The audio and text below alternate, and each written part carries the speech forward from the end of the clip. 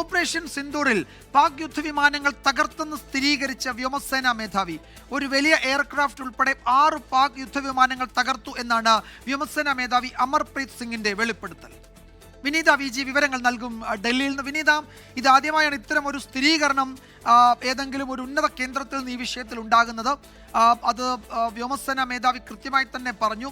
5 യുദ്ധവിമാനവും ഒരു വലിയ എയർക്രാഫ്റ്റും തകർത്തു. അത് കൂടാതെ ഇത് ഇത്രയും ആക്രമണത്തിൽ ആകാശത്ത് വെച്ചുണ്ടായ ആക്രമണത്തിലാണ് പാകിസ്ഥാന് നഷ്ടം സംഭവിച്ചത്.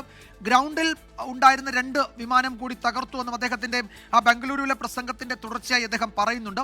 എന്തൊക്കെയാണ് വിവരങ്ങൾ വിനീത?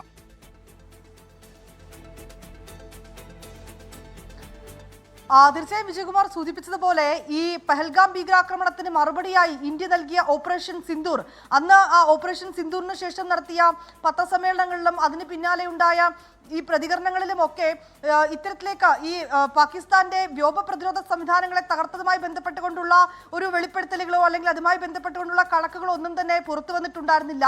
ഈ പാകിസ്ഥാന്റെ ഭാഗത്തുണ്ടായിരുന്ന ഈ ഭീകര കേന്ദ്രങ്ങൾ തകർത്തതുമായി ബന്ധപ്പെട്ടുകൊണ്ടുള്ള വിവരങ്ങളൊക്കെയായിരുന്നു ആദ്യഘട്ടത്തിൽ പുറത്തു വന്നിട്ടുണ്ടായിരുന്നത്. പക്ഷേ അതേസമയം അന്നത്തെ പത്രസമ്മേളനത്തിലൊക്കെ തന്നെ മാധ്യമപ്രവർത്തകരൊക്കെ തന്നെ ചോദിച്ചിട്ടുമുണ്ടായിരുന്നു ഈ വ്യോമ പ്രതിരോധ സംവിധാനങ്ങളെ സംബന്ധിച്ചുകൊണ്ടുള്ള ചോദ്യങ്ങളൊക്കെ. പക്ഷേ അതിനൊന്നും തന്നെ അന്ന് സൈനിക മേധാവിമാർ മറുപടി നൽകിയിട്ടും ഉണ്ടായിരുന്നില്ല. ഇപ്പോഴത്തെ വിജയകുമാർ സൂചിപ്പിച്ചതുപോലെ ബാംഗ്ലൂരിൽ നടന്ന ഒരു പരിപാടിയിലാണ് വ്യോമസേനാ മേധാവി ഇക്കാര്യം സ്ഥിരീകരിക്കുന്നത്. അദ്ദേഹം പറയുന്നത് ഓപ്പറേഷൻ സിന്ദൂറിൽ പാകിസ്ഥാന്റെ 5 യുദ്ധവിമാനങ്ങൾ ഇന്ത്യ തകർത്തുവെന്നാണ് പറയുന്നത്. ഒരു വലിയ വിമാനവും തകർത്തുവെന്ന് അദ്ദേഹം വ്യക്തമാക്കുന്നുണ്ട്. വ്യോമസേനാ മേധാവി അമർപ്രീത് സിംഗ് ആണ് ഇക്കാര്യങ്ങൾ വ്യക്തമാക്കിയിരിക്കുന്നത്. ഇന്ത്യയുടെ വ്യോമ പ്രതിരോധ സംവിധാനമാണ് പാക് വിമാനങ്ങളെ നിഷ്കരണം തകർത്തതെന്നും അദ്ദേഹം വ്യക്തമാക്കിയിട്ടുണ്ട്. ഒപ്പം തന്നെ it was A well planned operation എന്നാണ് അദ്ദേഹം ഇതിനെ വിശേഷിപ്പിച്ചിരിക്കുന്നത്. വളരെ കൃത്യതയോടുകൂടി നടത്തിയ ഒരു ഓപ്പറേഷനായിരുന്നു. അത് വളരെ കൃത്യമായി തന്നെ വിജയിക്കുകയും ചെയ്തുവെന്നും അദ്ദേഹം ഈ ഓപ്പറേഷൻ സിന്ദൂറിനെ വിശേഷിപ്പിക്കുന്നുണ്ട്.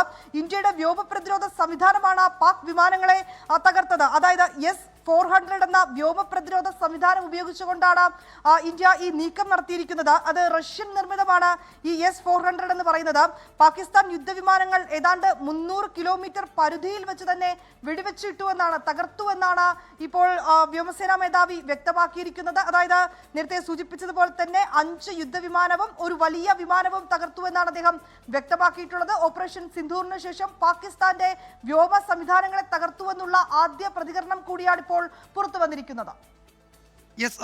അതിൽ ദ ബിഗ് ബേർഡ് എന്ന വാക്കാണ് അദ്ദേഹം ഉപയോഗിച്ചിരിക്കുന്നത്. പാകിസ്ഥാന്റെ airborne warning and control system AVAX എന്ന് പറയുന്ന ആ വലിയ വിമാനം അത് തകർത്തു. അത് പാകിസ്ഥാന് വലിയ തിരിച്ചടിയാണ് ഉണ്ടാക്കിയത് എന്ന് അദ്ദേഹം വിശദീകരിക്കുന്നുണ്ട്. വ്യോമസേനാ മേധാവി വിശദീകരിക്കുന്നുണ്ട്.